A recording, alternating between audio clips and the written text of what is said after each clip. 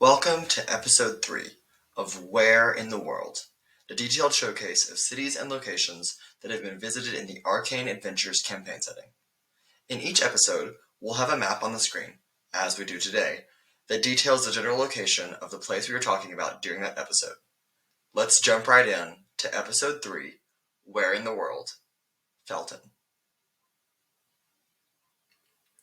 Located on the western portion of the region of Telinku, in Bupilisu, on the continent of Ayazlan, a dense forest of towering pines and aged oaks parts into a clearing at the edge of the gigantic Telinku Lake.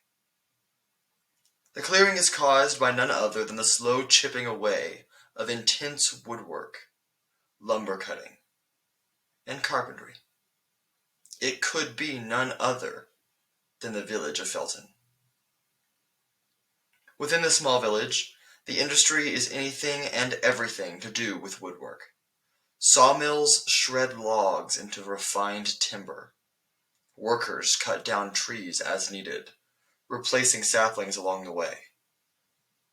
And many work at local shops in the village to create finely carved furniture, construction supplies, wares, and trinkets.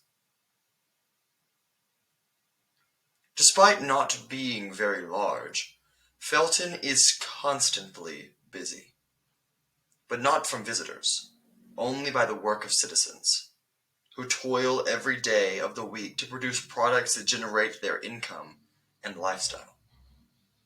Life in Felton is rather simple, with everyone doing some form of woodwork for their life and career. There's never enough hands to get the job done in a single day. The faint whirring during the morning and afternoon of saw blades and carving tools fill the air, and at night, however, Felton is completely still and calm, providing an excellent viewing into the cosmos through the violet night skies.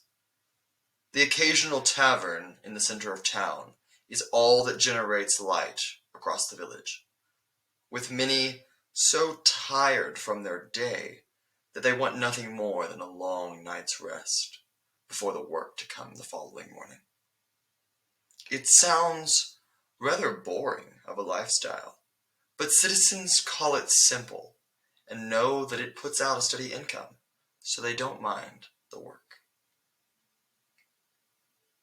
The Telinku River, a large outflow from the massive lake nearby, cuts through the northern part of the village as it flows westwards to the ocean. Nature is particularly undisturbed aside from the felled trees, which is no doubt where the name of the village sources from. For many years, Felton has retained a healthy, slow-growing population since its founding. During the latter months of the year, Urim and Voku, and even early parts of the first month, Elis, Felton gets the occasional snow, which tends to stop work for the day for everyone to enjoy the chilly weather.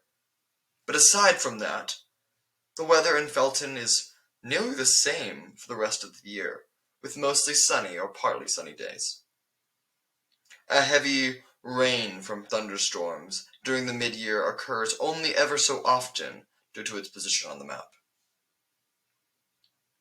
To the north of Felton, a lesser-traveled road leads through the dense forest, entering the Cratera jungle. To the southeast, a road winds along the south side of the Telinku Lake and through the amazing pine forest as it heads towards the more central settlements of Telinku. To the southwest, a narrow path leads to the long-abandoned Ilethian temple, with an offshoot that follows the river all the way westward to the small port of Zenithan Coast. We hope you have enjoyed this closer look at the humble woodworking town of Felton, and have found the details about it to your interest. While there may not be much aside from the work to do in Felton, the tight-knit community embodies a simple lifestyle of harmony and care. That's all for today's episode of Where in the World. See you next time.